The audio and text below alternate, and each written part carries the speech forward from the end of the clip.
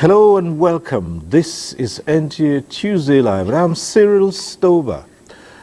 Now, in continued efforts to boost our food production, reduce inflation, and ensure security, the Federal Ministry of Agriculture and Food Security received 2.15 million bags of fertilizer from the Central Bank of Nigeria.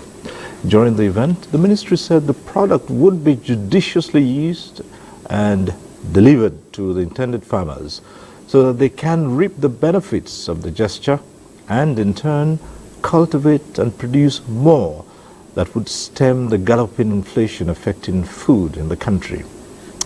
No doubt the country has had a challenging period for some time now, starting from the era of COVID-19, which impacted food prices and food cultivation. Thereafter, the 2021 and 2022 massive flooding that took place around the country. The issue of climate change also impacted agriculture. So did the policy on Naira redesign, and certainly insecurity generally across the country. Tonight, Tuesday Live, will put issues in the right perspective. But first, let's get to see this report from our agriculture correspondent, Musa Baba Aliyu. The 2024 onset of rains is predicted to be delayed in some parts of the country, especially the north-central states of the country. That was the Minister of Aviation and Aerospace Development, Festus Keyamo, explaining the content of the 2024 seasonal prediction compiled by the Nigerian Meteorological Agency, NIMET. The prediction indicates that rainy season of 2024 will commence in the month of March and April in the coastal areas and states in the south-south region. The onset of the season in the northern states, especially in Sokoto, Kebbi, Zamfara, Kano, Katsina, Jigawa, Yobe and Borno, is expected to start in the month of June and July. It is also predicted that the year 2024 annual rainfall volume for the northeast will be about 418 millimeters and 3,000 millimeters in the south-south region. However, other parts of the country are likely to observe normal to above normal annual rainfall amounts. To this end, the Federal Ministry of Agriculture and Food Security has commenced preparation for the wet planting season. Thousands of farmers will be supported to plant maize, rice and cassava, apart from extension service that will be provided. Just recently, the Central Bank of Nigeria released 2.15 million bags of fertilizer to the Federal Ministry of Agriculture to aid food production. The total cost of the input was put at 100 billion naira. This contribution from the Central Bank is aimed at amplifying food production capabilities and fostering price stabilization within the agricultural sector. My team and I reiterate our unwavering commitment to prioritizing price stability and instilling confidence in the Nigerian economy by upholding consumer price stability and ensuring a balanced foreign exchange market. We have received this tremendous gift of fertilizer, which, when you look at it, on the EOPs, on the estimates of production, fertilizer constitutes the majority cost or value in terms of inputs in any agricultural production. So we're very happy and we're extremely grateful for this gesture. And we have right now a program that has given the program, the National Agricultural Growth Scheme, that is being supported by African Development Bank, that gives 50% subsidy of all inputs to our farmers. But with Mr. President's gesture and intervention, we have gone a bit further again. The ministry is yet to announce how the inputs will be distributed. However, collection of data of farmers that will participate in the wet season farming is underway nationwide. Musa Baba Aliyu. All right, we're continuing with a series on boosting food production in the country. Last week, we spoke on the role of states and local governments And let's say here that it's gladdening to know that governments at the subnational level are fast yielding to solutions, solution-driven measures to surmount the present food crisis in the country. But first, let's get to see this report by Abubakar Akwanga on the steps being taken by the states, as explained during an extraordinary session among the Governorship Forum, the Ministry of Agriculture and other key players in Abuja. Well, to concrete moves made by the federal government to address outcries tied to food shortage in the country, Nigerian Governors Forum is fast playing its complementary roles to block leakages and guarantee surplus. In Akwa Ibom State, the government is planning to establish an agency backed by an act of parliament which will buy food items in bulk and sell them at cheaper prices to residents. And in Kano State, authorities raided warehouses where traders are suspected of hoarding food supplies, while Yobe State government banned bulk purchases of grains from local markets to stop hoarding and exports across Nigeria's borders. In Niger State, Governor Mohammed Umar Bago has enforced a ban on mass purchase of foodstuffs from local markets and ordered security agencies to ensure compliance. In Enugu State, Governor Peter Umba said his administration will eradicate hunger and poverty in the state and unlock the rural economy through investment in agriculture and agro-industrialization with a projected $30 billion investment.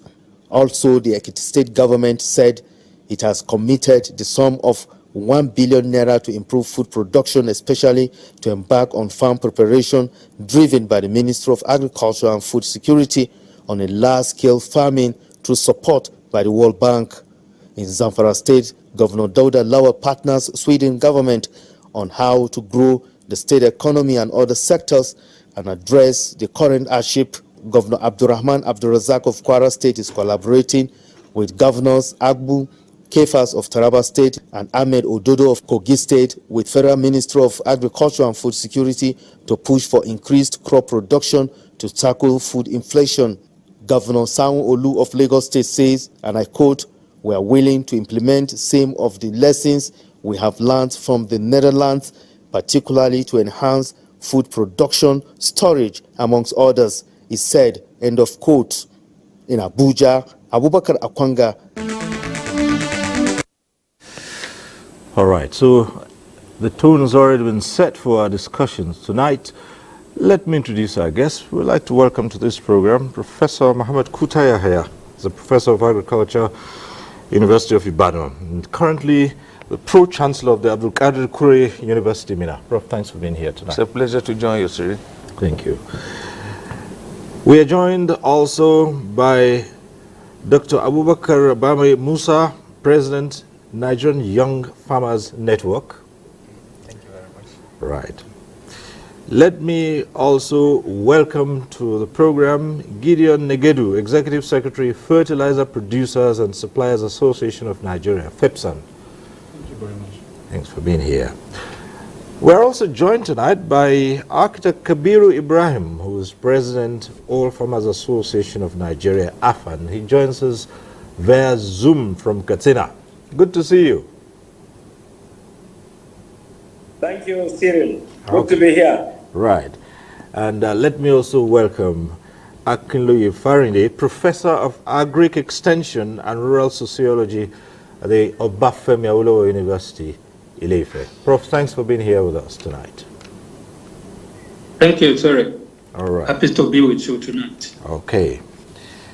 Well, gentlemen, listen to the reports, the very first one, and what the governors are doing and how they're all pledging to key into the federal government strategy to produce more, bring down the price of food, and generally address food insecurity.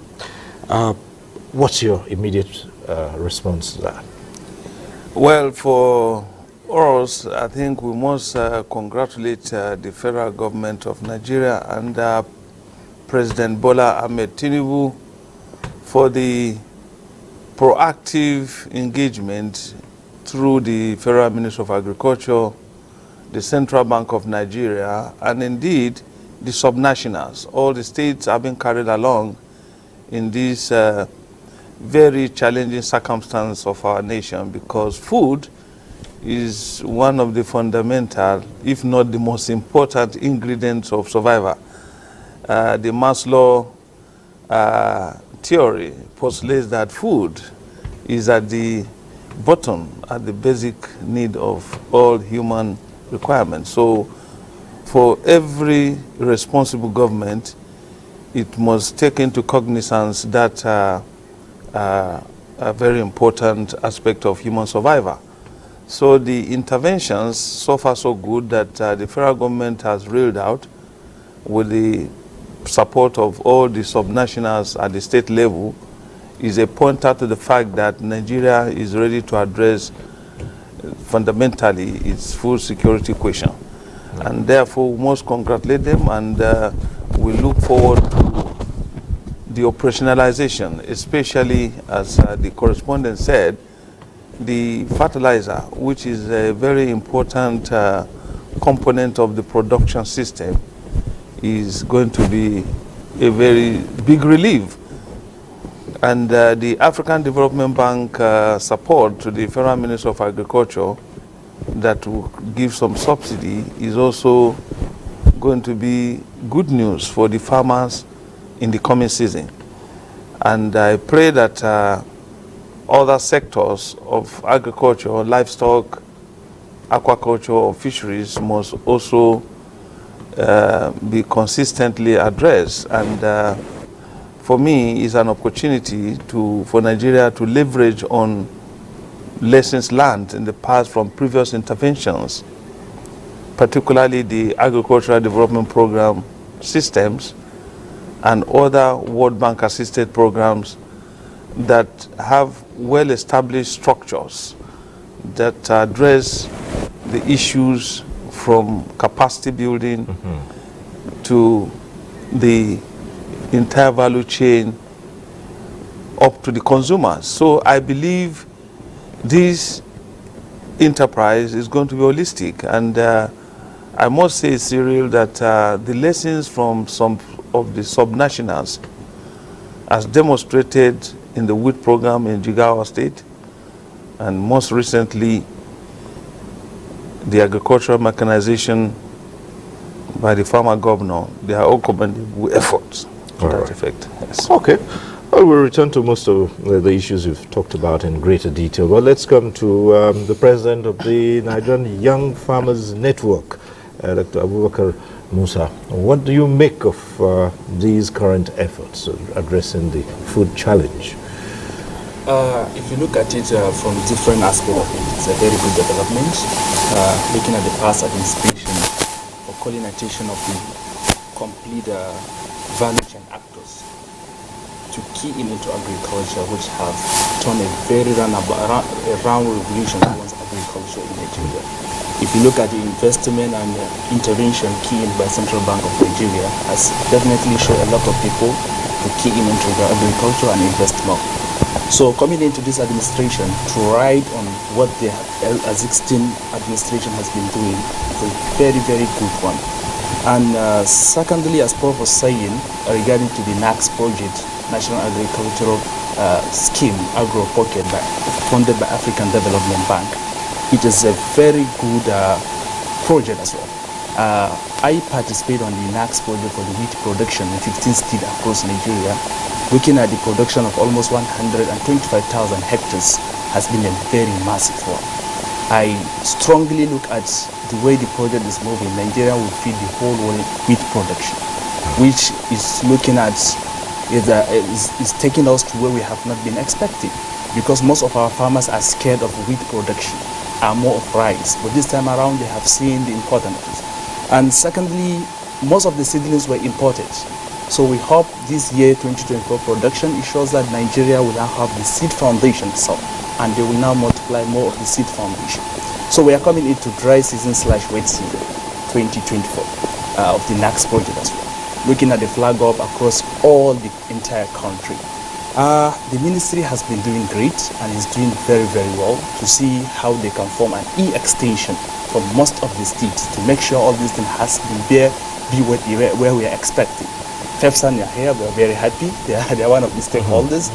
Looking at CBN contributing 2.1 bags of fertilizer as well, which has shown there will not be more challenges when it comes to supply of fertilizer, which is one of the key aspects, because most of the people giving out the fertilizers, agro dealers, we find out that most of the fertilizers are not well fertilizer that we're expecting. But coming into CBN shows that fertilizer will go in to the farmers. Thirdly is a great advantage. It's a challenge, and the governors of state have accepted the challenge. It's a challenge where they can sit down and see how they can have a framework of to see each and every state will look at its agricultural structure. How will they onboard that agricultural structure? How will they have their own innovations? And what are they targeting to achieve for the state? Niger has taken the challenge. We are expecting the other states to pick up as well. Okay, good. Oh, well, thank you so much. And as you say, we have the FEPSAN Executive Secretary. FEPSAN is the Fertilizer Producers and Suppliers Association of Nigeria. Gideon Negedu, you're here. So let's hear your views, your opening views on these issues. Well, thank you again.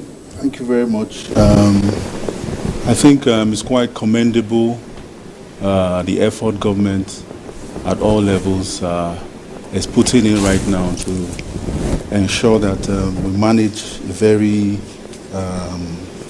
very sensitive and challenging period in our national polity.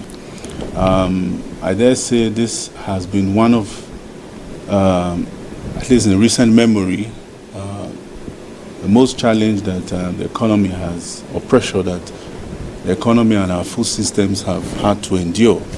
Not just with this administration, but even the twilight of the past administration.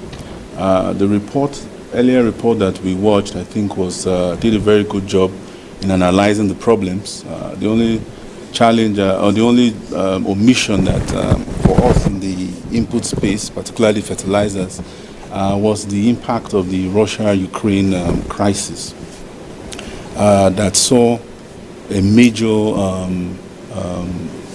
lack of access to key raw materials like the muriate of potash that we would need. That put a lot of pressure on us as an industry, and thankfully we had some form of respite by the easing of some of the sanctions that had been placed to be able to help us to access the product.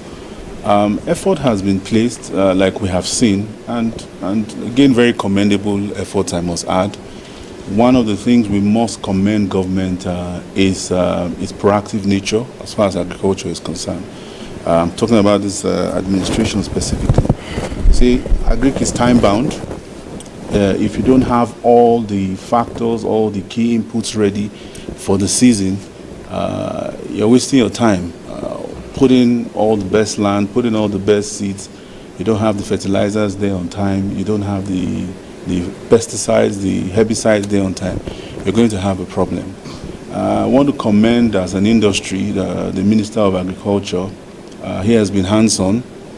In a very short time, I think he has learned more about fertilizer than a lot of people in trying to understand the kind of challenges that our industry face and how we can be able to put heads together to be able to ensure that we sail through these very trying waters. For the subnationals, as we have seen in the report, also very commendable effort, particularly sinking under the NACS project. We have seen enthusiasm amongst the states, which is very commendable. We're seeing a list of farmers growing every day who are enthusiastic to be part of the program. For us as an industry, we're cautiously excited as we proceed into the farming season. A number of concerns have been raised by the Minister of Aviation, particularly on the climate, and we wait to see how that turns out. Right. We still have the challenge of insecurity for farmers and accessing their farms. reports we are getting shows improvements, but insecurity, is still a concern. But so far, the efforts and the camaraderie spirit across the country, across all stakeholders, is very encouraging. All right, good enough. With concerns still been expressed on certain issues, the caution is perhaps understandable. But we have the president of the Young Farmers Network. We also have the president of the All Farmers Association, Architect Kabir Ibrahim. So let's hear from you. Thank you very much for having me. This is very good news to us that everybody is waking up to the reality of the challenges in the food system. The president declared a state of emergency on food security, and we see the subnationals and everybody else gearing up to make sure that there is enough food for our people. This is quite commendable, and we welcome it. We are happy that this time the subnationals are really into it, because agricultural production actually takes place in the states and local government areas. The federal government is supposed to just create the enabling environment. And I am happy that the CBN is institutionalizing its intervention. Unlike it had done before, now it is going through the Ministry of Agriculture, and I think it would be more meaningful to do that. I am happy with the current ministers of agriculture. I think they are taking everybody along in all the effort to make Nigeria food sufficient and to get food security. The nexus between insecurity and food security is there, and I think we should also declare a state of emergency on insecurity, because it is still there in some pockets. In some places, our people cannot, go to their farms. I'm very glad to also, Cyril, that the president even declared that given 2-3 weeks, he would stem the farmer harder clashes and all that. And he encouraged everybody there, and all the governors there also pledged to do the same, to emulate what Niger State is doing. And I believe that across the board, everybody is now hands-on in terms of making Nigeria food sufficient. I think it's a very commendable effort. And I like the team you have there, because the young farmers are now very keen on really coming into agriculture. And that is very commendable, because hitherto, young people thought that agriculture was just a chore that had to be done. All right, go. Yeah, well, particularly that we've always talked about the aging farmers. So good we have the young farmers who are coming in now to, naturally take over from, the aging farmers. Perhaps the AFAN president would would be in that category too. But okay, while we reestablish signals with the AFAN president, let me quickly go over to, okay. But now you're back. Yes. Yes, go ahead. All right. What I'm very happy with is that everybody in Nigeria is now waking up to the reality that food is really very important for peace and good governance in Nigeria.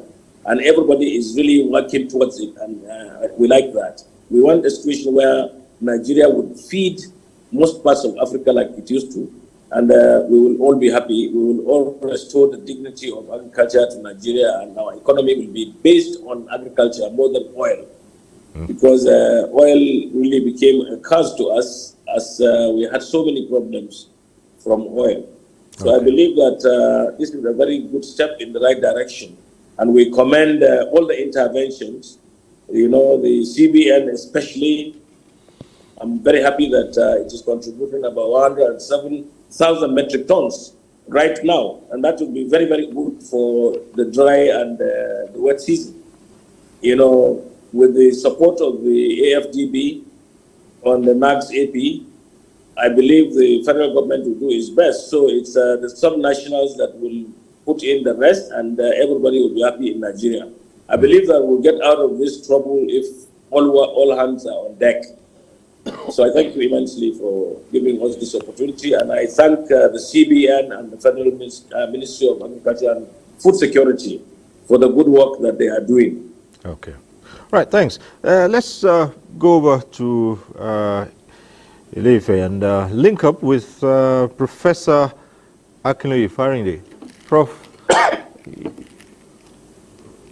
Right. Thank you very much. Yes. I want to join others to commend the federal government for the efforts so far, and the effort of the Central Bank of Nigeria and that of African Development Bank.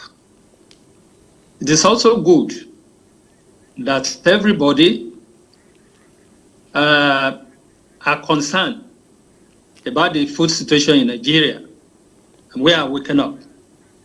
In my constituency here, even academics are now looking for land to grow crops so that they can limit the amount they spend on money in the markets.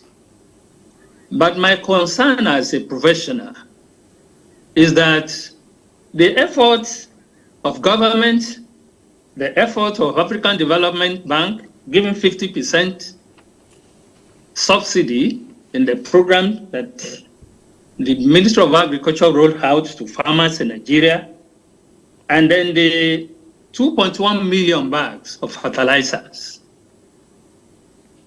I'm not sure we have a structure on ground for distribution of this thing to all farmers in Nigeria.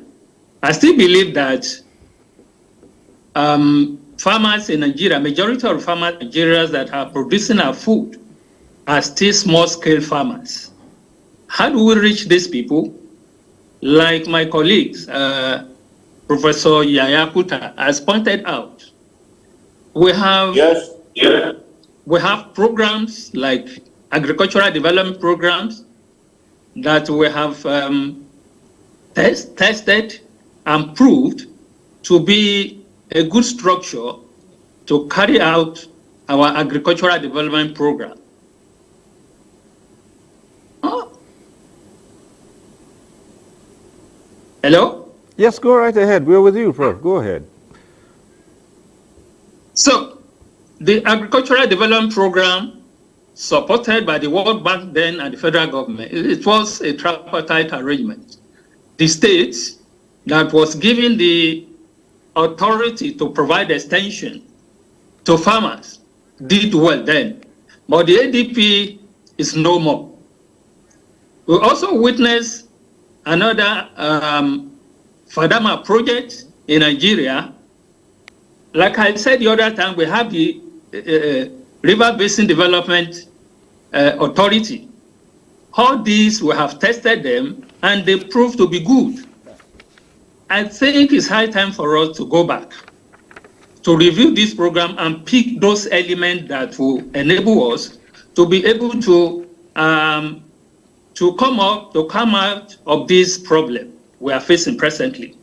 Unless we have basic structure on ground that will monitor anything that is rolled out from government, from international organization, from World Bank, from Central Bank of Nigeria, we will be on the same point. We will come back and say the 2.1 million bags of fertilizer, how did we distribute to farmers? I could remember during the time of President Jonathan, when the present president of African Development Bank was the Minister of Agriculture. There was development of farmers' wallets through which we channel the inputs to farmers. Are we going to review these? So I commend the effort of government, Central Bank of Nigeria, individual and subnationals. But what we must look inward and see that this thing we are doing, we are doing the needful, and then we get to the real farmer that are producing our food. All right. So, thank you so much, Prof. Well, so many salient issues you've raised there, and we'll begin to consider them. But we also have a number of other reports which would highlight what's going on in the efforts and also the challenges. This one is from Birnin Kebi.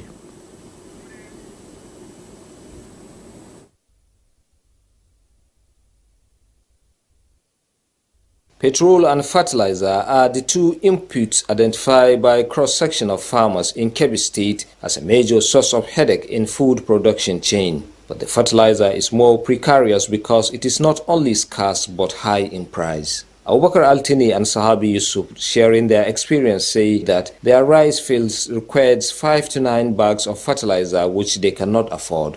I can tell you many of my colleagues around here, they drop the cultivation because they don't have money to buy the fertilizer. 4 of us contributed money to buy 1 bag of fertilizer. We share it and I use it on a farm that I used to cook 6 bags of fertilizer. So, the commitment of the federal government through the central bank to make 2 million bags of fertilizer available to farmers across the country is no doubt a giant stride. In Kebbi State, over 27 dry season farmers are to benefit from the central bank donation, which is expected to be distributed through the Federal Ministry of Agriculture. No, it's all round crop.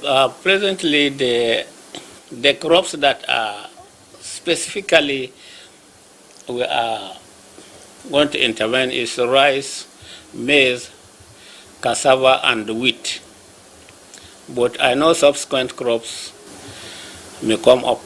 Farmers and agricultural experts describe the gesture as a new wave of hope for farming practice in the country. The level of food security of our community is going to be highly improved. Their other prayer is that government should intervene in other sources of farm inputs to reduce cost of production.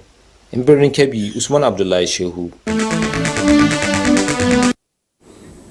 All right, the very important position of fertilizers here, and good, 2.1 million, right, and this is, but again, the issues have been raised. The distribution, you had concerns about whether there is any structure on ground to enhance its distribution, and yes, we've had programs like this in the past, and for it to get to the people it's intended for is a big challenge. What do you think here, Prof? Is with the way the ministers of agriculture are going, with every practical sense of responsibility on their mandate, I'm trusting that by that pronouncement, they will not sleep.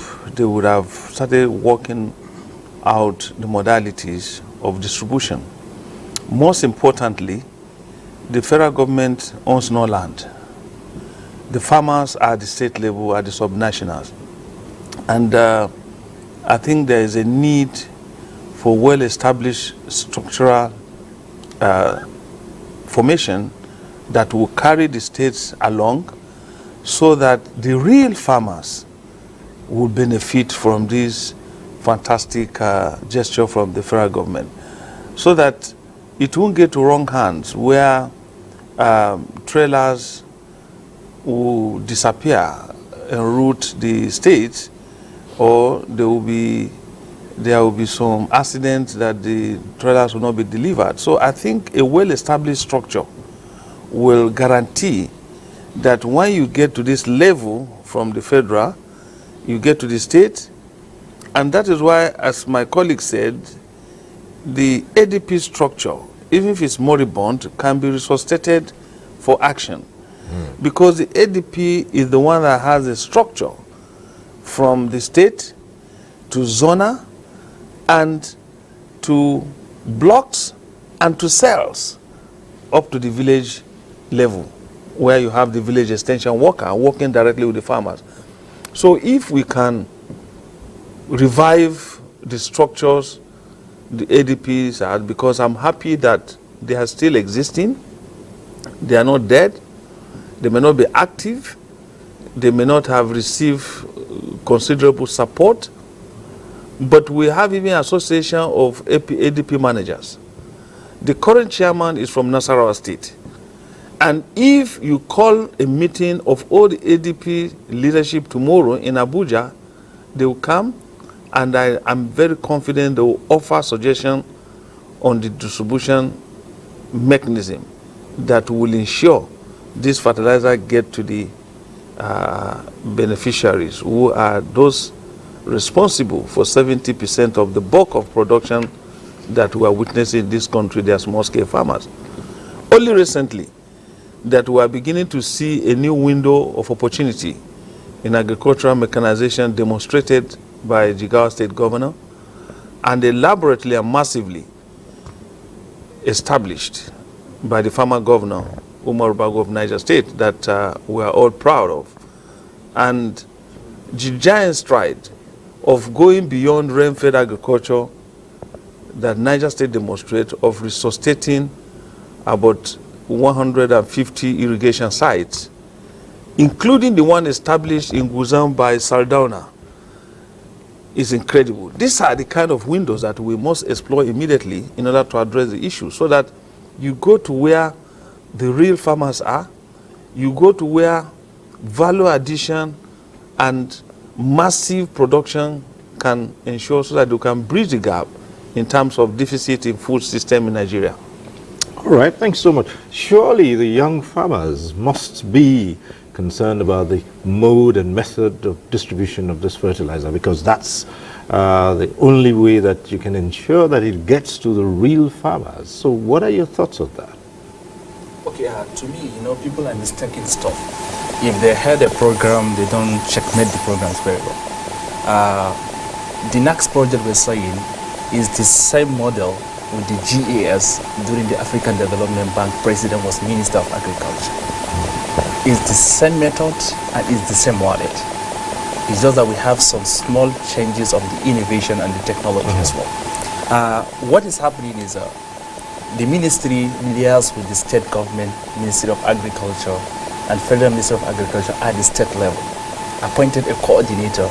Either you're an association or individual has to pass through that screening by the Ministry of State Agriculture before moving in your data into the Federal Ministry of Agriculture, before rolling out for the next project, where they will send you an SMS on your phone telling you to move to a redemption center in a cluster location to redeem your input at a subsidized rate. Where we have an agent from the ministry, we have a consultant, and we have a security agency to checkmate what is happening.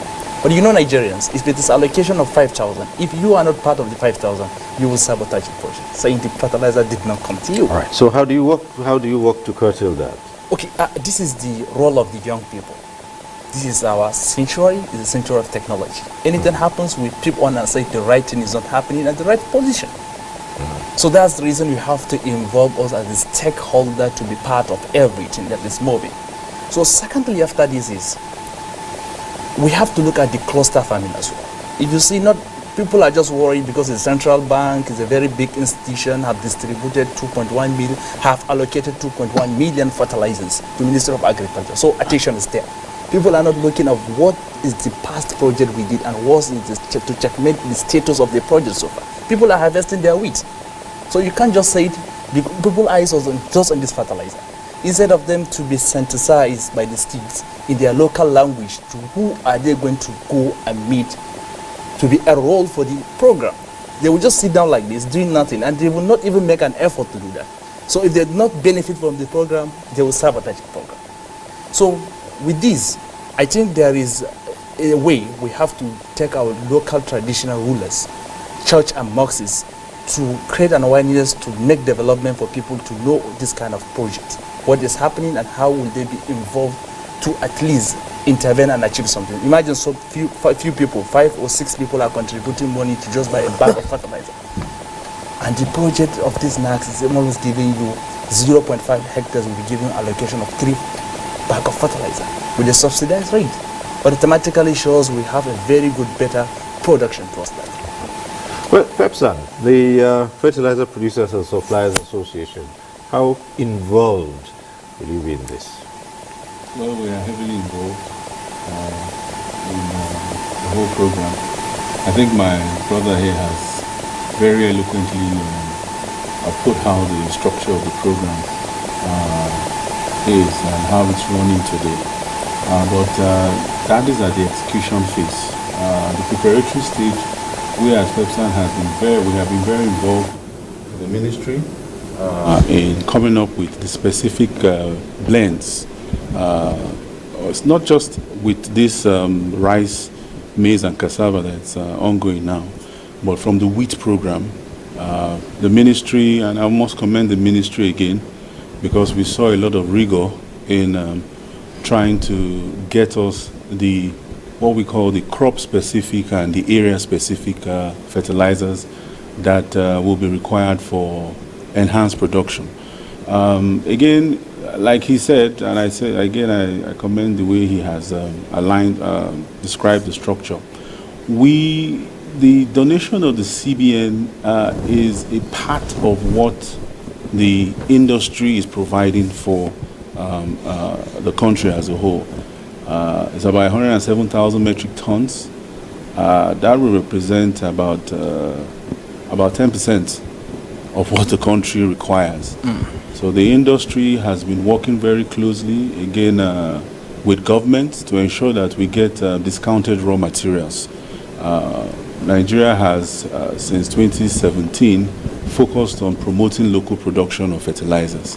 And so key raw materials that Nigeria does not have, we go using economics of scale to get discounts so that the prices can be reduced. We also get a lot of support from government to ensure that the prices are not, even though they are high, but they are not higher than normal. So we have been engaging with government. We have enough buffer stock to be able to start the wet season. And we are very confident that fertilizer availability will not be a challenge. In terms of the preparation of the members at the various plants, government has been consistent in trying to ensure that there is stock available in each of the blending plants ready for the program. So the CBN donation is commendable. If I understand it correctly, I think I heard it's free. I'm not sure.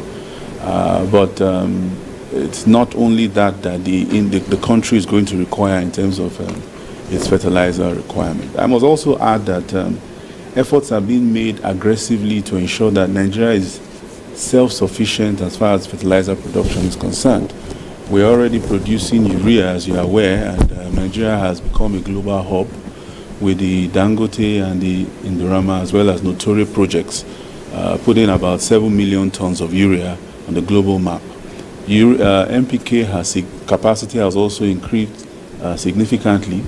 There's effort to produce muriate of potash, MOP, here in Nigeria, which was one of the key raw materials we had to rely on Russia, and we were a bit disturbed when we couldn't get it during the Russia-Ukraine crisis. So we are engaging with government, and access, availability of the product will not be a problem in this season.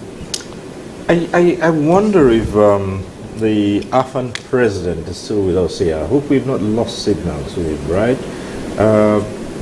AFAN president, I want to believe we've not lost the signal to him, because, right, let me put this scenario to you. You know, lots of citizens are very skeptical about carrying through projects of government, especially with so many people wanting to find a way into it.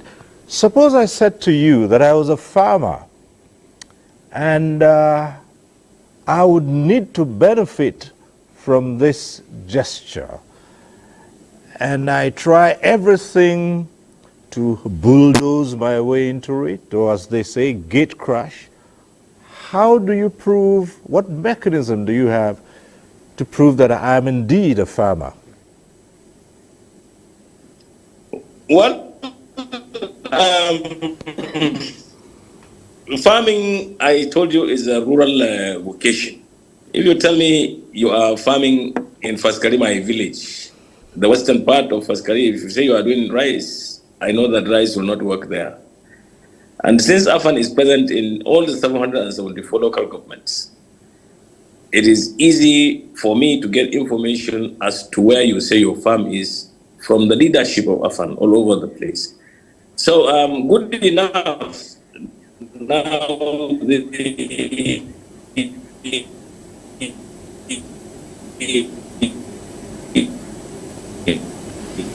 Oh dear.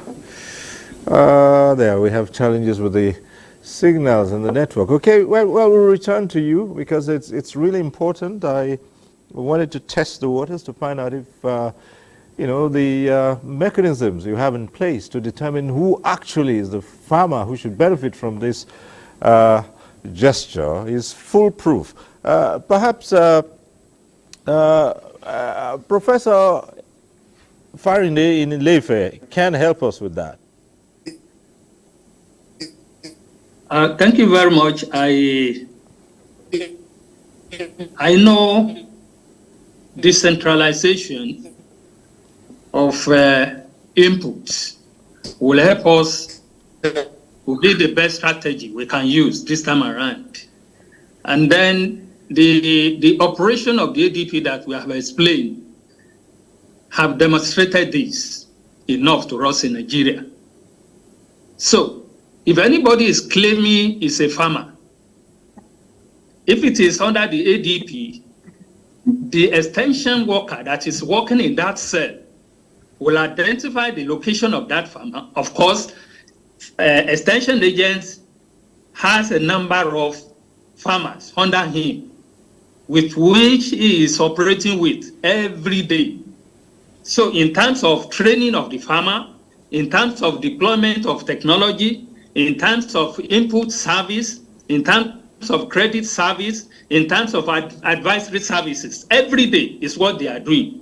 So it is very important, and it is a good way, the best strategy, so that no farmer can lie, nobody can lie to the authority in charge of anything. If you are not a farmer, you don't benefit, because it is the extension agent that will recommend, and they will know the amount of input you have based on the size of your farm. So if we decentralize, I think there will be no problem. But if we centralize distribution of this thing, there's no way trailer will not miss on the road. There's no way people will not sabotage that effort. So we need to be very careful. That is the way I see it. And like I said, the small-scale farmer need this input very much. Though we have some commodity that we are targeting nowadays, rice production, maize production, cassava production. But other farmers too, who are producing on a small scale, they need this input that they must be part of it. And for us to get to them, if we are talking of e-extension, these farmers are less, they are less reached. They are not reached in terms of e-extension because the level of education. If we are talking of youth coming to agriculture, what part of agriculture? Is it direct production? Are we talking about the mechanization which is not even on ground now? Rain is falling in this part of the country, southwest. But to get your area, no matter how small it is, to be mechanized, it's a difficult problem. It's very difficult. It's a problem. So beyond fertilizer, there are other issues of input that we need to discuss. Thank you. Right. Indeed, besides fertilizer, there are other challenges which farmers face, not the least flooding, pests, and of course, quality seedlings, the soil itself. And these are also contributory factors to whether you get a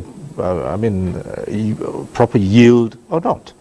That still brings me back to the strong justification for the revitalization of the agricultural development intervention system, where you have a comprehensive package in terms of capacity building for farmers across zones, blocks and cells, and up to the village extension level where they are operating with the farmers.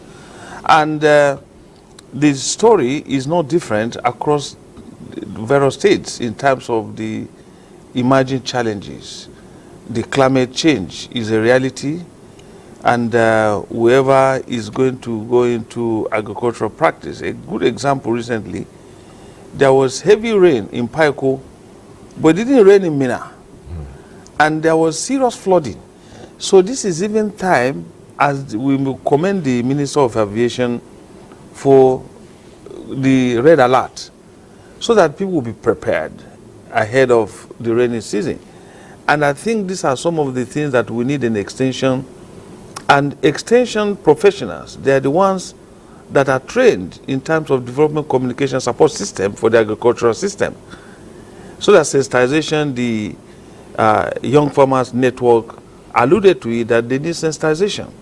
We also need to deploy different communication strategies, including the concept of entertainment education is now a veritable tool in education of farmers and even bringing about message delivery.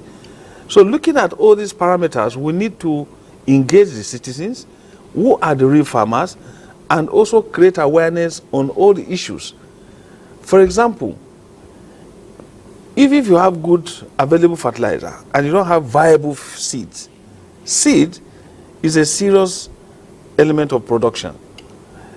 But you can see the fraud that having happened even during when there was serious intervention during the e-wallet. People go to open market to buy grains and package as seeds. Those will not give you the required yield.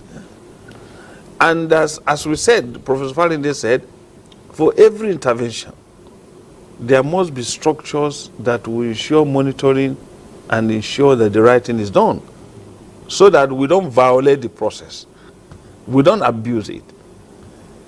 And that is why some of the issues that have to do with agricultural system or production system from the entire value chain, all the challenges need to be addressed systematically based on extension intervention, based on expert recruitment, expert involvement at each level. When you listen to Pepsan President, from his statements, you know that he's a professional in that line. So he needs people in other aspects that will get to the farmer on the value chain, so that our agricultural system will have that specialized attention. And the only way that we have succeeded is when you have the ADP structure, you have the agronomists doing their own, you have the entomologists doing their own, you have the extension doing their work. Everybody in the system collectively work together to make success out of it. Let me just ask you this, since this is your field, how would you rate extension services at this time? Deliberately, extension has been clinically jettisoned, maligned, and I can tell you confidently, only during the era of Akinwumi Adesina that the extension professionals associations of extension work assiduously, and a department of federal agricultural extension was established. And since 1914, when we started agriculture as a former federal entity, there has never been an extension policy until the twilight of last administration. And just recently, effort is being made to have a legislative effort to even have a law to back up extension. This is unacceptable. This is not good for a country that is supposed to be the largest producer of many commodities in the world. But look at where we are. Extension has been marginalized. In fact, I can tell you confidently in many areas, those who head extension units or departments are not even extension professionals. You see an engineer heading extension. Is he trained in the art of communication with the farmers? The rural sociological component of interacting with the rural people? Has he got the administrative skills? Has he got the background training in human ecology of even dealing with gender issues in agriculture? So these are the things. So anytime we talk about extension, right now we have multitude of faculties. Virtually every faculty of agriculture in the Nigerian university system have agriculture extension and economics department. But unfortunately, they are not employed. They are all looking for jobs. And how can you have a country with more people with eminent qualifications that cannot be deployed? And at a point in one of the programs, I recommended that Empower product that they pay 30,000 or some amount freely, they should be given induction training so that they can be deployed as extension agents to assist network of farmers, to assist PEPSAN and others in delivering extension. All right. Well, we'll take a short break here. When we return, there'll be more on projections for the 2024 farming season. At that time, the phone lines will be open. Hopefully, you'll call in with your ideas, speaking to the issues at stake. But stay with us on NTA Tuesday Live. We'll be back shortly.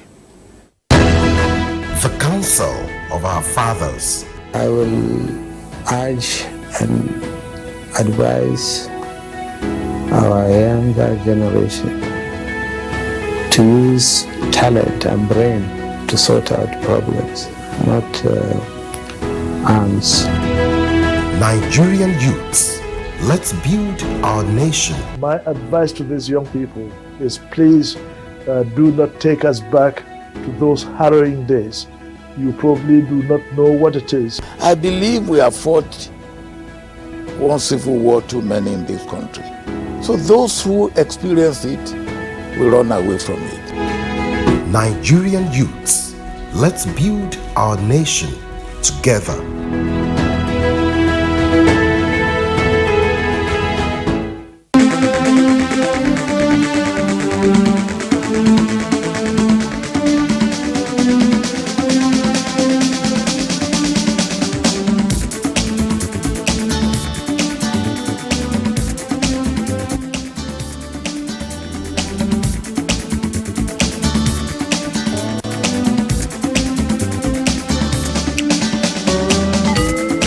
NTA Tuesday Live, a network issue-oriented innovation talk show.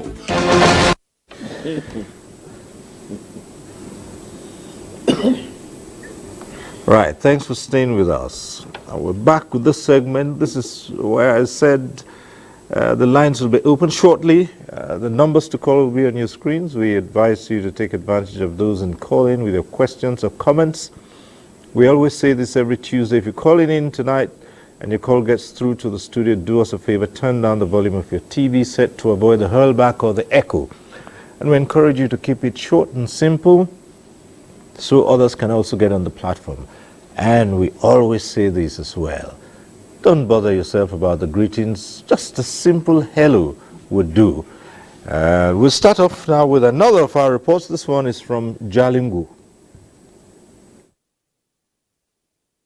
Taraba is one of the states that produce hundreds of thousands of metric tons of agricultural products used at homes and processed in industries. Farmers in the state are engaged in farming activities all the year round and cultivate a significant percentage of food required for the nation. It is in realization of this enormous role and subsequent drop in production due to insecurity in the recent years, the Taraba State Government inaugurated Agriculture and Food Sustainability Committee to boost farming in the state.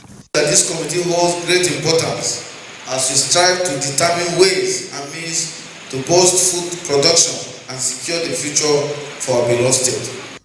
My committee, God willing, will do whatever is necessary, involve everybody that is qualified to try to produce the answer His Excellency and the people of Taraba State expect. The 2 million naira bags fertilizer intervention by the Central Bank of Nigeria is a welcome development, as according to farmers, will stabilize market price and boost food production when delivered on time. Fertilizer is just a component in the farming family. It is essential, but it is not sufficient. There are other components of farming that needed to be taken into serious consideration. You must follow the real farmers. If the fertilizer will reach the real farmers from the grassroots, I think things will work fine. Compilation of farmers' data in collaboration with Farmers Association will fast-track and ease distribution process of the commodity to farmers. The farmers' associations that we have, like MAN, Reform, whatever, we have a lot that we have joined venture under APAN that we are working together with. Though we are advising government to use that unions now to distribute the money or the fertilizer to the farmer. If they use that channel, really it will enter the hand of our farmers on time. Synergy between government and relevant agencies in the agricultural sector is no doubt a sure way of attaining food security in Nigeria. In Jalingo, Jibril Musa. All right, that report from Taraba State, from Jalingo, our correspondent there.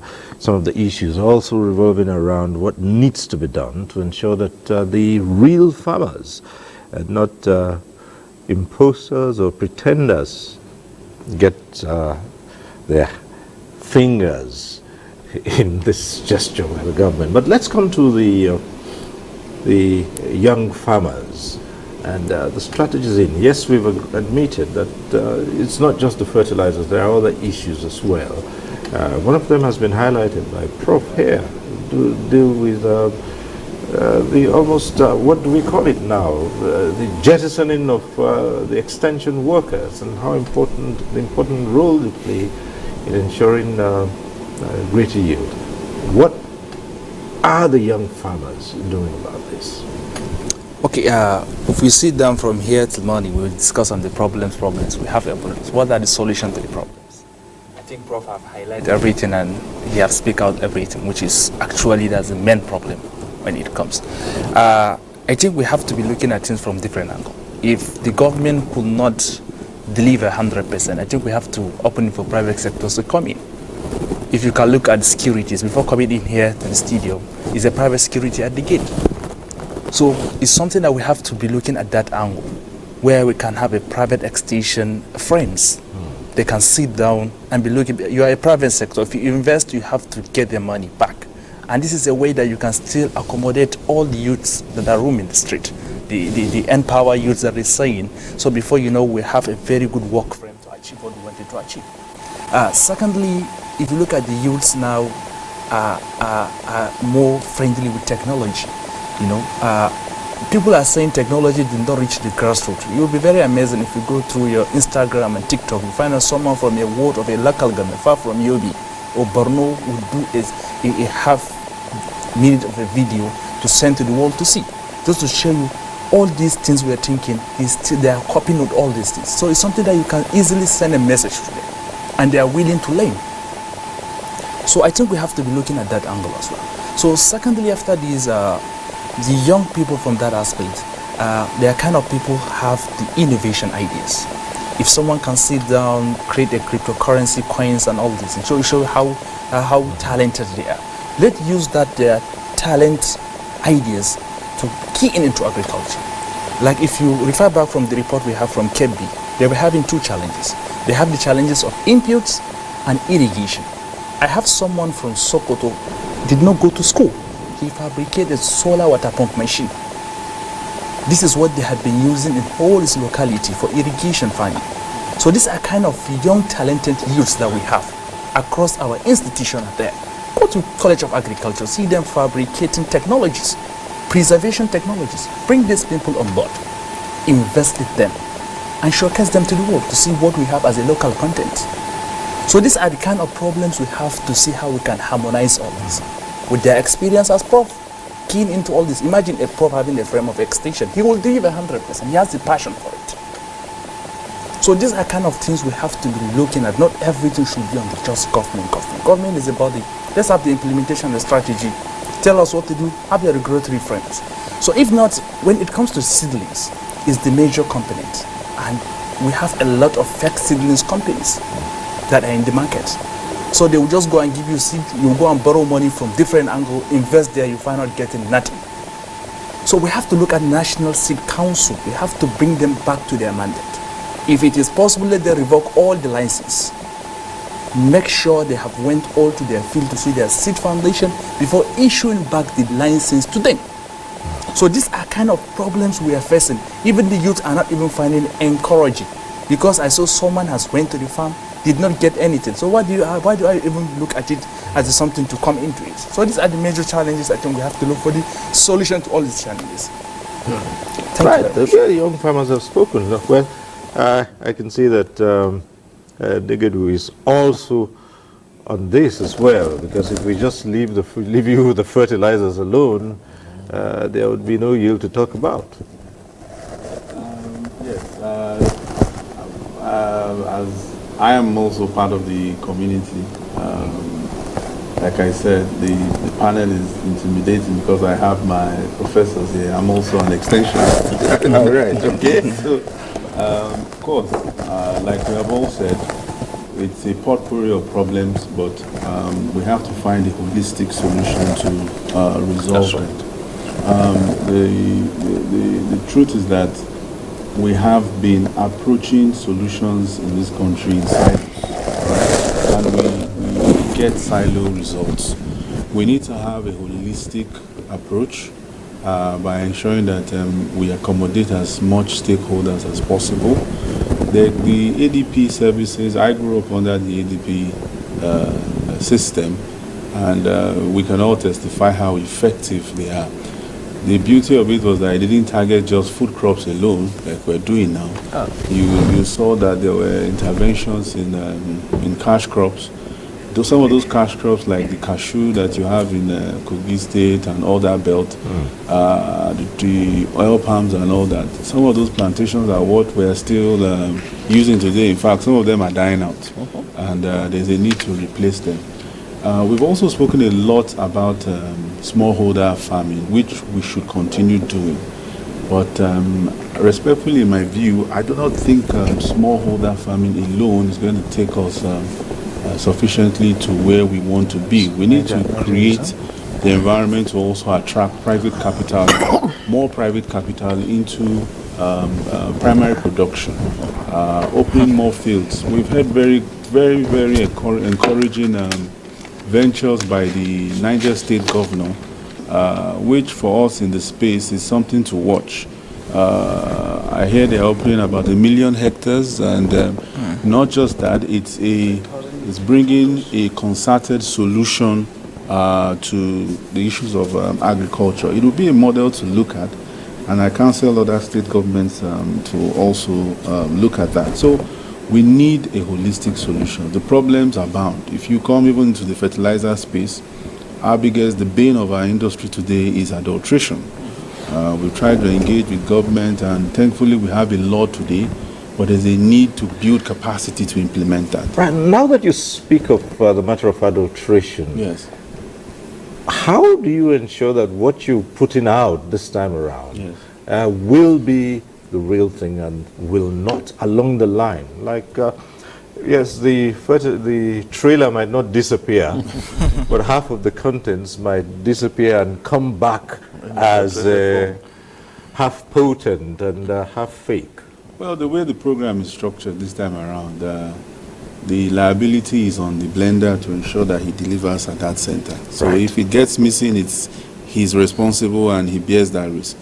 But having said that, efforts have been, our members, we ensure that we sensitize them to put in the right quality of nutrients.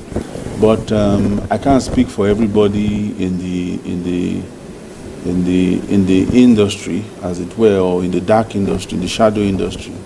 There is a lot of adulteration, and government needs to step in to ensure that farmers are protected. Especially with the very high cost of inputs these days, the high cost of fertilizers, the temptation is to buy or resort to cheaper fertilizers, which, as far as we know and are concerned, are largely adulterated. But it's not just fertilizers, it's the seeds. You have problems in the seed. Seeds is the foundation of everything. As beautiful as fertilizers may sound, if the seeds are bad, there's only so much that can be done. So again, back to the conversation, we need to have a national dialogue again to begin to see how we can have concrete solutions that are sustainable. We have been on a road, as it were, but in my view, I don't think we have sufficiently brought everybody on the table to have the kind of solutions that will put our Greek in the place where, like our former president was saying, it will begin to replace oil. It has the potentials to, but not the way we are going about it. Right, let me believe that the Zoom links with the Afghan president are much better now, hopefully, because we need to get back to him on this. And it's not just fertilizer now, no other aspects, other challenges. We've raised issues about agricultural extension services. We're raising issues about seeds, and being sure that these are not adulterated or seeds that will not give the expected yield. From the point of AFAN, how do you address these? Well, I'm glad Professor Kuta is there, and we've been talking about extension for a very long time. Recently, we had a week-long extension week for West and Central Africa. All Africa. And I believe that the extension work that needs to be done to help our farmers will have to be done. We cannot do without it. We must be able to put our hands on deck to be sure that there is a lot of extension work, because most of the farmers need to be taught a number of these things, even how to apply fertilizers, how to use the seeds and all that. But when it comes to fertilizer and seeds, we have laws in this country. There is a law, on adulteration of fertilizer, punishments, all kinds of things. And the seed, we have the seed codex. We must use good seeds, and we have been telling farmers that they should use seeds, not grains. A lot of these things are work in progress. We are exercising our people to be able to optimize their productivity or scale up that by doing the right kind of things, doing good agricultural practices and all that. So, with time, I think the farmers will get to know that if anybody adulterates anything, there is a law, there is punishment for that. For fertilizers, there is a fertilizer law. For seed,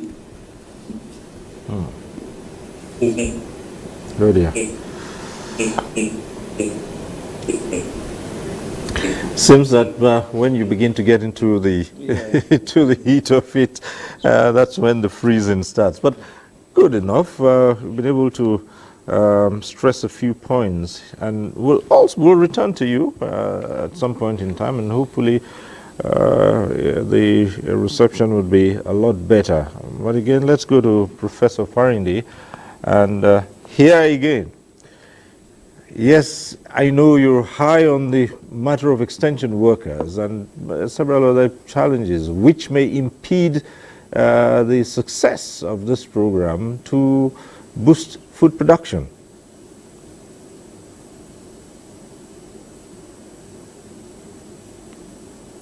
Hello? Yes, Professor Farindi, if you can hear you. Right, there you are. Oh, right. Sorry about that. Yes, extension has important role to play, particularly for this planting season. If we have a structure in place, I think training should be going on now with the farmer, advising them how to get one input and the other, where to get them, how to package them, how to manage their situation, prepare their land, and so on and so forth. So extension has a serious, an important role to play in ensuring food security in Nigeria. Advanced world, particularly the United Kingdom, United States, India, China, they started from extension. And that's where they were, and that's why they have a structure in place. Prof talked about policy the other time. We now have a policy in 2023 since 1914, but it has never been backed up by a law. So I hope government will do this. And at the same time, what the Buhari administration started towards the tail end of his administration, revitalization of ADP, extension structure in Nigeria, I think we should go back there. That paper, the concept, the committees, they will have everything should be in the Ministry of Agriculture, because the then permanent secretary was in charge, coordinated the whole program. So that must be revisited, and so that we know where we are going in Nigeria. There's no way we can ensure food security if there is no structure in place. And Nigeria being a great country, we need also to have our own structure, and from time to time plan ahead of the planting season. Even if we produce, there should be a follow-up of what we produce. A number of state governments, their strategy is to ensure that they buy from the market and ensure this thing goes into storage. But there must be structure in place to ensure that too. All right. People are interested in the model, even if they don't work for it. Okay. So we must ensure that things work well, the way it should be. Right. Thank you, Prof. I think we have a first caller on the line tonight. Abubakar from Kaduna is on the line. Hello, Abubakar. If you're there, go ahead with a question or comment. Yes. Go ahead. Hello. Hello. Go ahead. Yes, I've been watching your programs and have been trying to get in touch, but today I'm a bit lucky to get you. You run a very interesting program. I am really touched by today's program because of the contributions of some of these our young farmers. So my contribution here is, like he said, this is one of our problems. We can only succeed if the policy makers, implementers are really committed. Commitment in the sense that it should not be that if the interest is not taken into consideration, let everything go to them. Hello? Hello, can you hear me? Yes, we can. Go ahead. Okay, this is very important. If we can get that, let me not talk too much. Let me chip in my contribution as regards to the extension services. The federal government's Skills Acquisition Program they call NSQF NBTE. It is run for certificate courses 3 months, for diploma courses 6 months. The rainy season is now about 3 months maybe, down north, because it's March now. So I see that there are a lot of young men, like the other young person said, who are willing to key into this skill acquisition program to get that certificate. And they can be utilized to go back to their community as essential workers because they are looking for jobs. And they also want to key in as farmers. So I don't know how that could be facilitated. It is an MBTE program run, certified by NBTE. They call it NSQF NBTE Skill Acquisition Program. And it's a certificate program for 3 months, 6 months diploma, and even HND. And they can continue their education from certificate to ND to HND, even to degree level. We have a lot of these young men languishing around. Like I have a statistics that northeast, north central, these areas where their schools are closed down due to banditry and kidnapping, they have a population of about 3 to 5 million youths roaming around without any job. So such kind of situations can be taken they could get employed, and such system can actually help. All right. So that's why I say, let me call in this direction. And Right. I will be glad to know if there is any other person I can consult to give my contribution if required. Thank you very much, Abubakar from Kaduna. Well, of course, we have two academics on the program tonight, and Professor Kutaya right here was listening, rapt attention to what you had to say there, and I'm sure he'll respond to your line of thoughts. Yeah, you know, during the African-wide Extension Week that took place in November in Nigeria, Nigeria hosted the whole of Africa. And the reports from other African countries, you know, is an indictment on Nigeria to say that as if we have not started. And I feel very sad that a country that is supposed to be leading the rest of Africa in terms of agricultural extension and advisory services is the one that has to learn from other climes. I think it's not in our character. So what has happened in other countries is that we could do better because our endowment naturally is enormous. We have the first faculty of agriculture in Nigeria at the University of Ibadan. And they have produced offsprings across many new universities that are producing graduates of agriculture, graduates with specialization extension. Believe me sincerely, some of them even with PhD. I can tell you I have some of our PhD students that have graduated about 5, 10, 15, 20 without jobs. And I think it's an indictment. So we can do a quick one, make recommendation that we gather statistics and give them induction as he has recommended and deploy them to states to assist in terms of delivery. Most importantly, one of the lessons to take away from Mr. President's pronouncements in Mina during the launching of the agricultural mechanization revolution of the farmer governor is that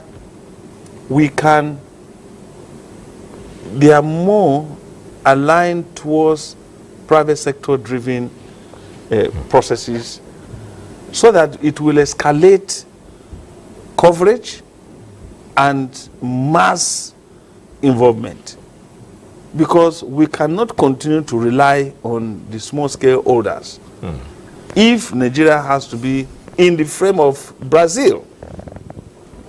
Right. Today, Brazil is leading the world in terms of alternative energy, ethanol. Sugarcane, they generate ethanol, and the byproduct is sugar. They don't even need it. They even ask other countries to come and evacuate. So you can imagine a country that has achieved that height. And some years ago, we were in the same frame in terms of development with Brazil. Right. But today, Brazil, Malaysia, Indonesia, look at the oil industry, palm oil industry in Malaysia. We're at the same level as at 1956, when NIFO was established to cover the entire research network for West Africa in Benin. And Malaysia moved on, and when I met some of them in a conference in 2001, in an international conference, I challenged them. They are scientists. I said, you came and stole our oil palm, and today you have beaten us. He said, no. We normally exchange ideas. The scientists from Nigeria will come to Malaysia. Malaysia scientists will come to Nigeria. We showcase our technologies, our research outputs.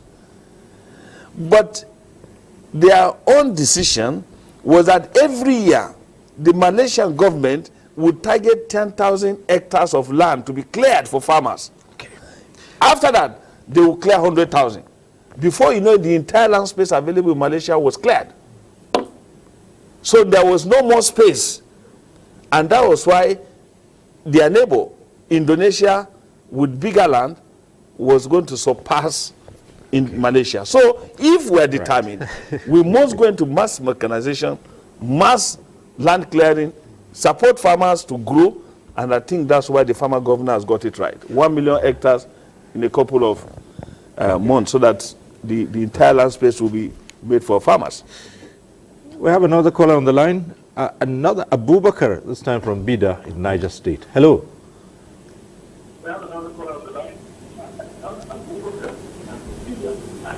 Volu. Hello, good evening. Good evening, go ahead. My name is Abubakar Ahmed. I am calling from Bida, Niger State. I greet my brother there, Professor Kutayaya, and other guests there.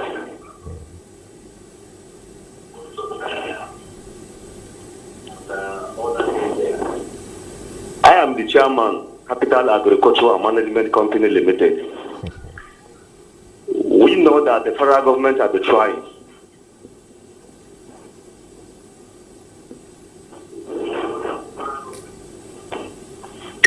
But we citizens, we have to join hands with the federal government to move this country.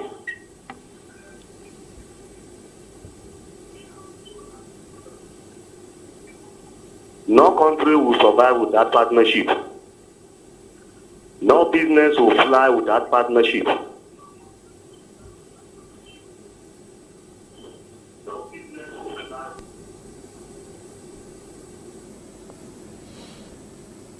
All right. Okay, well, looks like we've lost that line. The numbers are still on the screen. You can still call in and air your views on the subject matter. But then, agriculture, food security is not all about crops and crops and crops.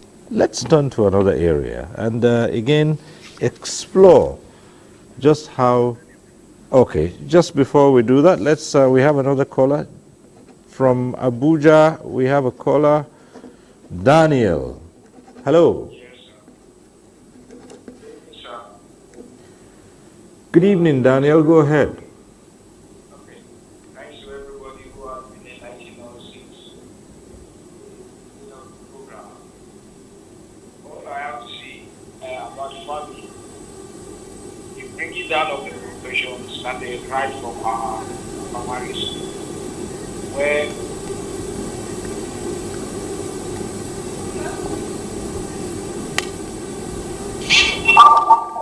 Oh, Daniel, could you turn down? I can hear that. I can actually hear the hurlback from your set. Just turn it down and then speak into the phone, and we would hear you clearly.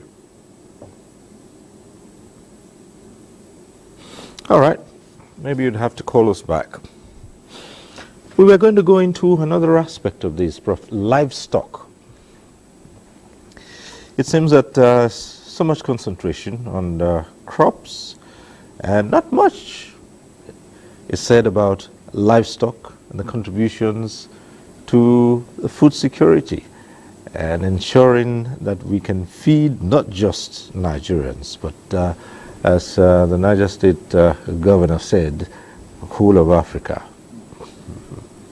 Well, ironically, the issue of livestock has been so under, focused. Okay. All right. Okay, I might just ask you to pause a while. This call is coming through from Bielsa. Hello. Is it okay, madam? Hello? Go ahead. Hello? Good evening. Good evening. Yes. I'm calling from Bayelsa State. Yes, my advice is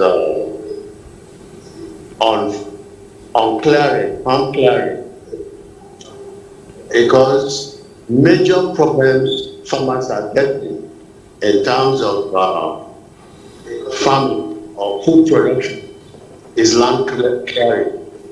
Because if you compare the rainforest in the South-South region, find that the cost of clearing is quite minimal. Like most of the programs CBN did, and that was why they didn't succeed, because clearing is key. It's quite key, and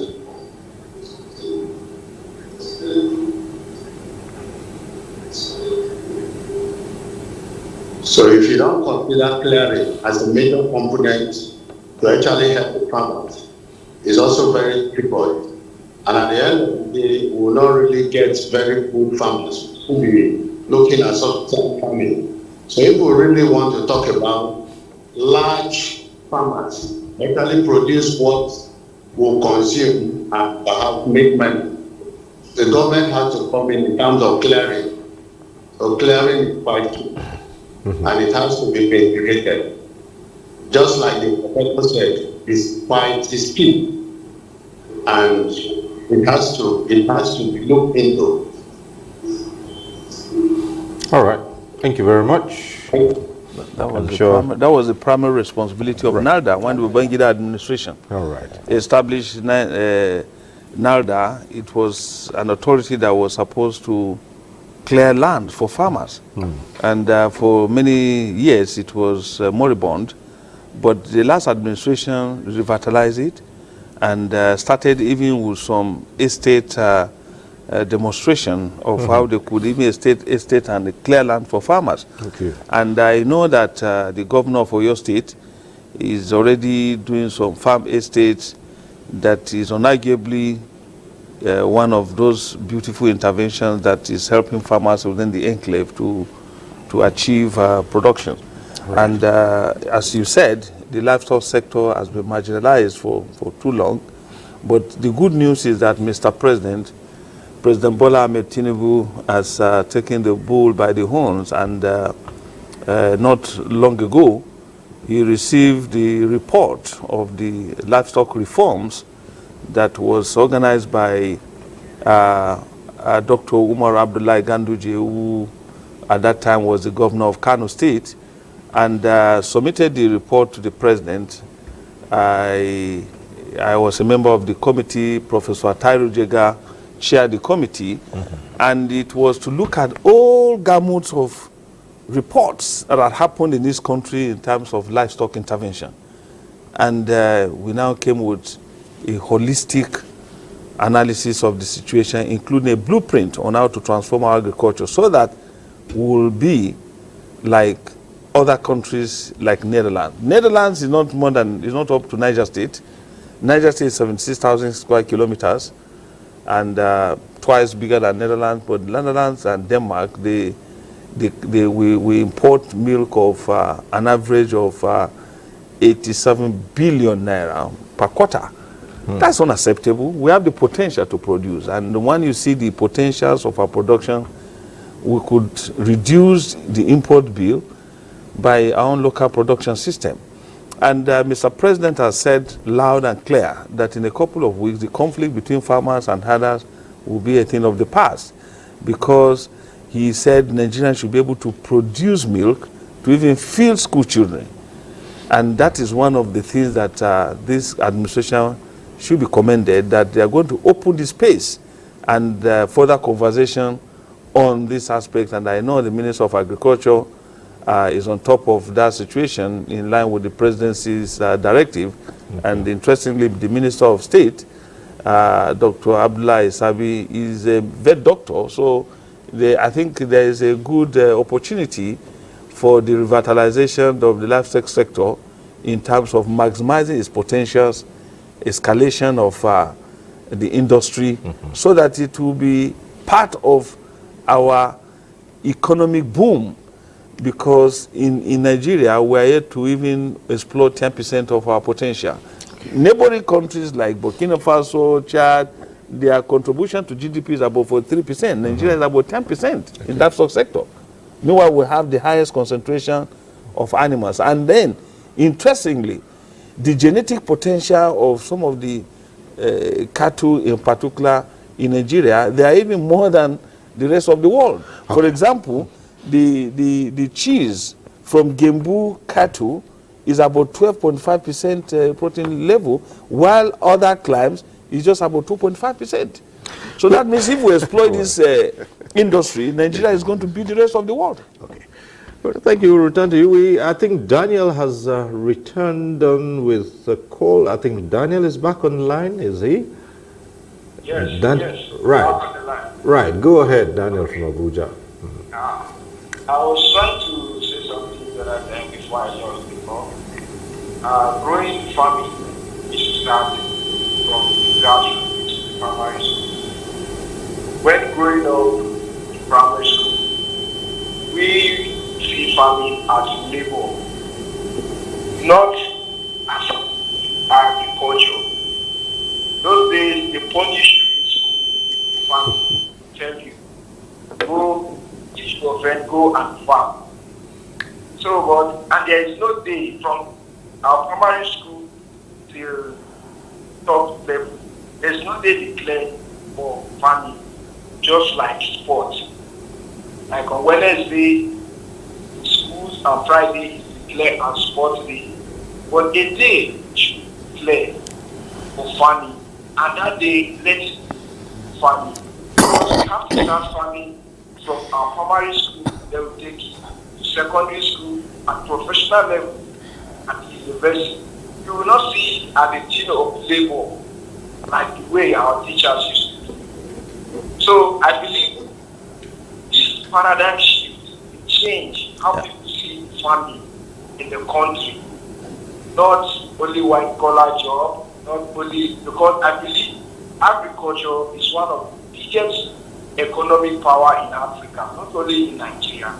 So we have to start building the right mentality, starting from, if possible, down from the primary school till the top level. Because no matter what we say at the top level, if there is no foundation, no strong foundation for agriculture, especially farming, to make technology innovation. All right. Yes. Professional course. Okay. There's no how we can make it at that top level very easy for each and every one. Thank you very much, Daniel. Yes, I think Daniel, you belong to a generation that is looking up for deployment of technology and innovation to drive agriculture, and that is precisely what precision agriculture is all about. And indeed, the current wave of young people going to hydroponics. Hydroponics is greenhouse technologies where you grow crops without even soil.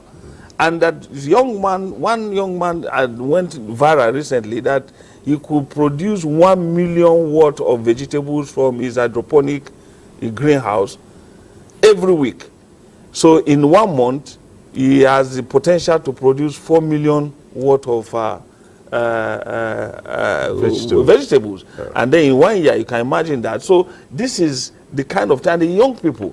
And so there is even another estate in Ogun State that is massively training people and even paying them to produce in greenhouses. So the issue of hoe and cutlasses is going to give way to technology. And that is where these young people are heading to in terms of even extension. They're talking about e-extension, they're talking about technology transfer, they're talking about innovation platforms. I think one of the greatest things I can recommend any day is that Nigerians deserve an innovation platform where young people can showcase their innovations, where agriculture will become attractive, where you can see it for the whole rest of the world. And I think that's what extension is all about. Demonstration of success stories, and that is what these young people are about to do for us. Right. Another call from Delta, and this should be from Austin. Is it?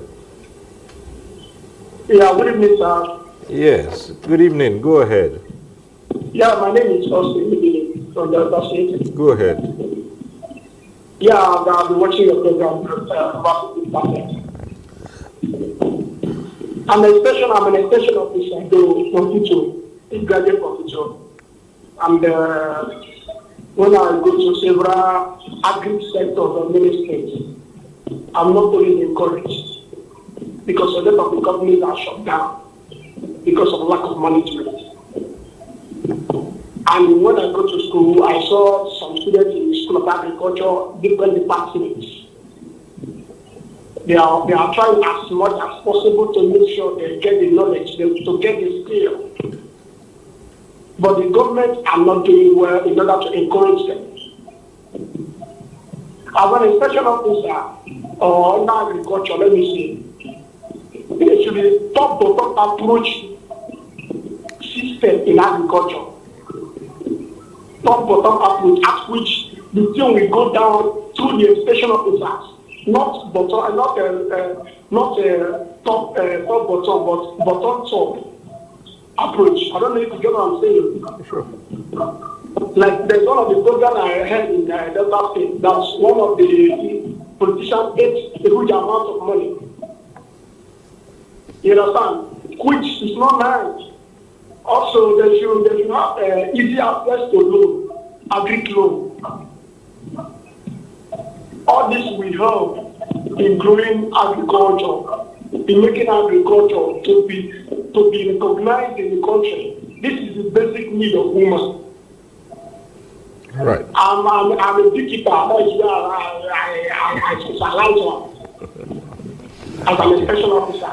Okay. But in order for we to be effective, there should be effectiveness of inspection officers to render the services. Okay. All right. I don't know if you understand what I'm saying. Yeah, we get that, Austin. Thank you so very much. But I feel so angry when I see all these agri sectors. They will use brain in order to collect money and they will establish, and after establishment, everything will just go down. Okay. And it's not encouraging at all. With the amount of millions, machines will be there wasting. Minister of Agriculture, nothing. Okay, thank you very much, Austin, and appreciate the call. I'm sure that our guests here will respond to it. Yes, with the young farmers, two things have come up right here now. The other man who called in talked about the foundation. Perhaps that was responsible why so many young people didn't want to go into agriculture. In school, when you were going to serve out a punishment, it would be go to the school farm. And yeah, definitely. I strongly agree with Daniel when he was saying these kind of things. You know, when we were in secondary school, just some few years back, you know, being a young someone, I think we have an agricultural practical we did. You bring a Multina tin and you brought the seedlings, you put your money to the germination, they even give you a score. Now, if you went back to our primary schools, they are not doing this thing anymore. So, secondly, even, let me give you an example. If you went for maybe a seminar or something, if you realize maybe if a notebook given to you or a souvenir or something, you find out that the picture of someone, you now see a DT woman or a DT old man holding a hoe.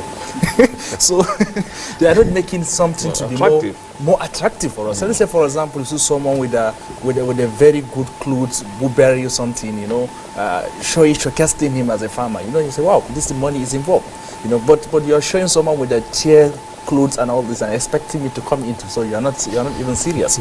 So you have to make it more attractive for him. You know, a young person. You'd speak to youth to understand each other. If you realize the way Austin was talking is bubbling, you know, because he's a young guy, the energy is there. So imagine giving him 0.5 hectares or 1 hectare of machinery. Within a short period of hours, he will cultivate that hectare of land. So he has seen the problem and he wants the government to come and find a solution to this kind of problems. It's something that we have to go back and make this agricultural more friendly to the young people that are coming up from our primary school, secondary and tertiary institution. That's the reason I propose if we can have like a national youth dialogue. If you look at young people are doing very great in this sector. Let's come look at AFEX. Who is behind AFEX? AFEX are a commodity exchange. They are into billions of dollars. These are young people driving this initiative. Look at Tribe Agri, Crop IT, Star Agri, you know, Extension Africans. All of them are young people that are doing great in that sector. It's showing you that young people have a lot of innovation to put into agriculture and to drive agriculture in this country. It's just that we are left behind. Right. Well, you probably didn't have to go and till the soil as a form of punishment, but you did go into extension, didn't you? I studied agriculture, and I think, in addition to what he has said, is to also help farmers, help young people see that agriculture is profitable. If we do it the way we've been doing with the hoes and all the other older methods, we'll get older results. But Prof spoke about hydroponics, and I'm not sure we have dealt aggressively into precision agriculture, maximizing the use of innovation, IT, to be able to market your product. There's a company called Agromol, I shouldn't be advertising, but they brought in a very fantastic concept of, creating an e-platform to sell agricultural products, and they're doing fantastically well. There are models that we can copy from developed climes and adopt here and adapt easily.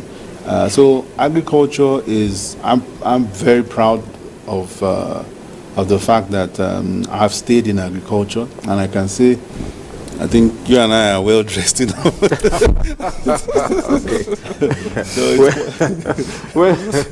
Well, it goes across. After all, the president of the All Farmers Association of Nigeria is an architect.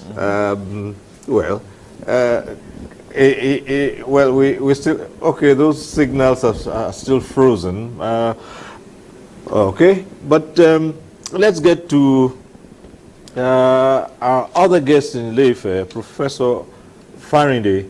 And yes, two issues here: making agriculture more attractive, especially for the young people. And where we keep depicting agriculture, you see some shabby-looking fellow with a hoe or a cutlass and all that. And so no one wants to be like that. And of course, the question of livestock. Thank you very much. Let me start from the real one, and that's the livestock. Livestock happen to be a sector that takes care of the unemployed, because it's very easy to go into small-scale poultry production, and within a short time, you produce, you sell, and then you get your profits. But the prices of things, particularly the feed, that relies or depend very much on grains, that human beings also consume.